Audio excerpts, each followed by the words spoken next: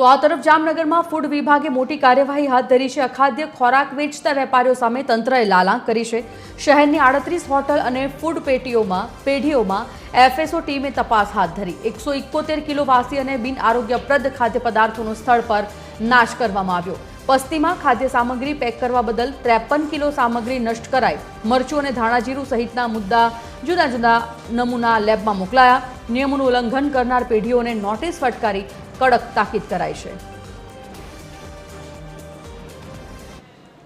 કામગીરી કરવામાં આવેલ જેમાં 38 પેઢીઓમાં કુલ ઇન્સ્પેક્શન કરવામાં આવ્યું હતું।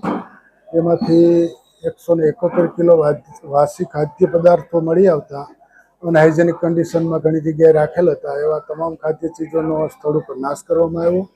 તેમજ આવા લોકોને નોટિસ પાઠવી અને એમાં સુધારવા માટેની તક આપવામાં આવી છે।